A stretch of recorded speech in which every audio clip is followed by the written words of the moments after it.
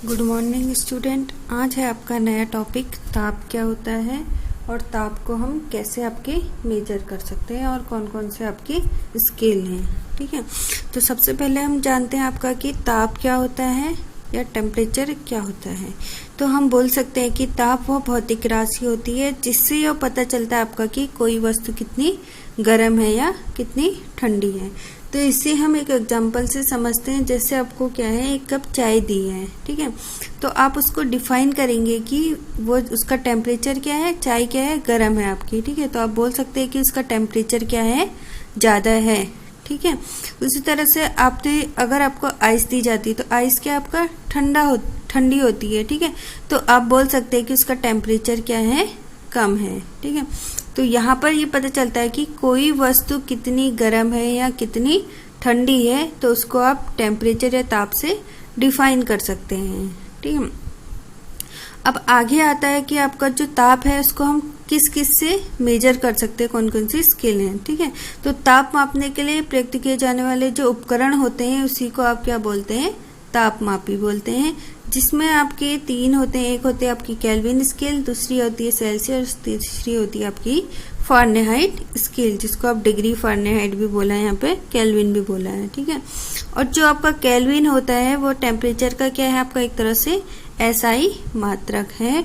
और आगे लिखा है कि जो आपकी सेल्सियस स्केल होती है वो कहाँ से स्टार्ट होती है, आपकी 0 डिग्री से लेके 100 डिग्री तक तो आपकी क्या होती है, सेल्सियस स्केल स्टार्ट होती है। वहीं फारेनहाइट स्केल जो होती है आपकी 32 डिग्री फारेनहाइट से लेके 212 डिग्री फारेनहाइट तक होती है। वहीं अगर आप केल्विन स्केल की बात करें तो केल्विन स्केल जो होती है आपकी स्टार्ट होती है 273.15 केल्विन से लेके आपका 373 केल्विन तक स्टार्ट होती है आपकी। ठीक है, तो ये तो है आपकी केल्विन स्केल।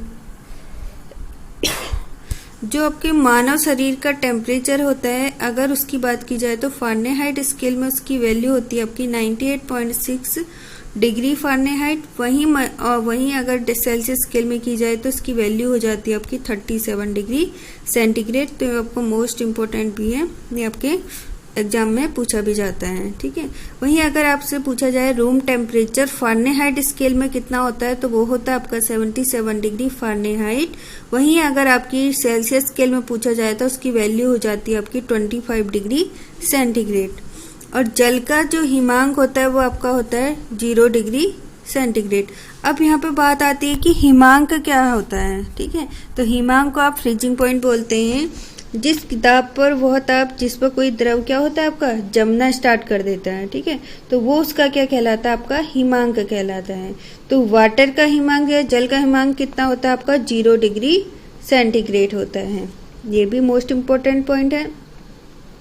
वहीं आपका अगर बोला जाएगा कि जल का क्वथनांक कितना होता है तो क्वथनांक कितना होता है वाटर का 100 डिग्री सेंटीग्रेड। ये आपका सेंटीग्रेड स्केल में, सेल्सियस स्केल में है।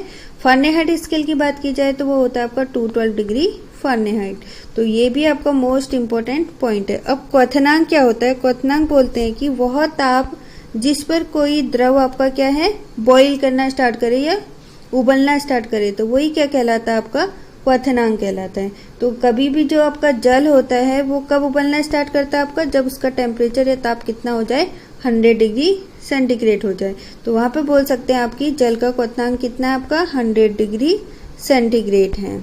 ठीक है, अब आगे है, ये तो हो गया आपके तापमापी स्केल के कुछ पॉइंट।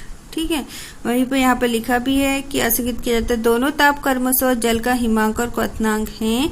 फारेनहाइट पैमाना आपका जो होता है वो 32 डिग्री फारेनहाइट से लेके 212 डिग्री के मध्य व्यक्त किया जाता है। तो यहाँ पे दिख भी रहा है आपको डायग्राम में कि 32 डिग्री से लेके 212 डिग्री फारेनहाइट स्केल है।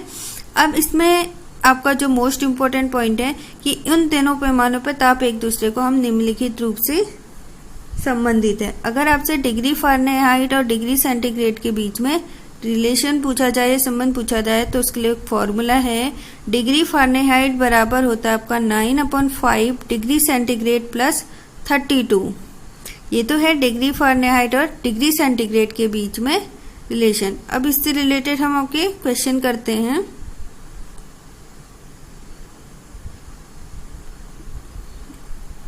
मानने के लिए आपको दिया गया है कि 25 डिग्री सेंटीग्रेड को आपको क्या है फ़ारेनहाइट स्केल में आपको चेंज करना है। ठीक है, तो कैसे चेंज करेंगे, हम इसको फॉर्मूले में पुट करते हैं। तो डिग्री फ़ारेनहाइट बराबर होता है आपका 9/5 इंटू 25 प्लस 32 कर देंगे आप।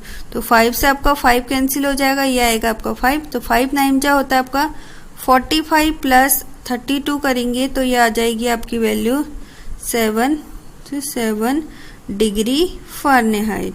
तो अगर आपका 25 डिग्री सेंटीग्रेड दिया है, इसको आपको फ़ारेनहाइट स्केल में बताना है, तो इसकी वैल्यू हो जाएगी आपकी 77 डिग्री फ़ारेनहाइट जो आपकी यहाँ पे गिवन है। और ये फ़ारेनहाइट स्केल में क्या है आपका रूम टेम्परेचर है। ठीक है, अब दूसरा है इसमें कि अगर आपका केल्विन स्केल, अगर आपको डिग्री सेंटीग्रेड को केल्विन स्केल में चेंज करना है। ठीक है, तो उसके लिए फॉर्मूला है आपका K बराबर डिग्री सेंटीग्रेड प्लस 273.5। अब देखते हैं, इससे भी एक क्वेश्चन करते हैं।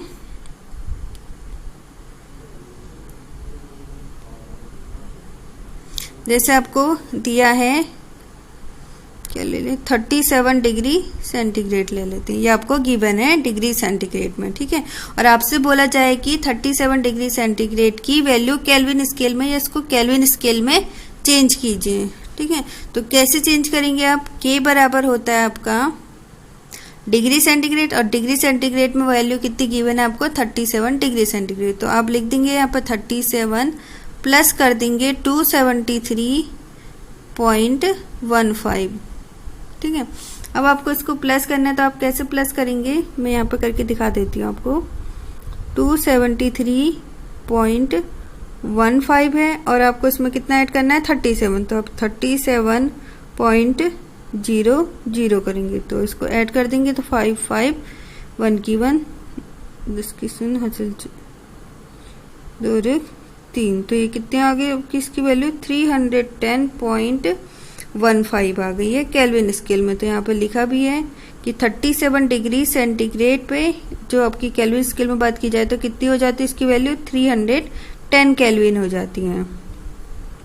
ठीक है, तो ऐसे ये तो हो गया आपके केल्विन पैमाना और सेल्सियस पैमाने में संबंध की आप कैसे बताएंगे। तो आपको ये, तो आपको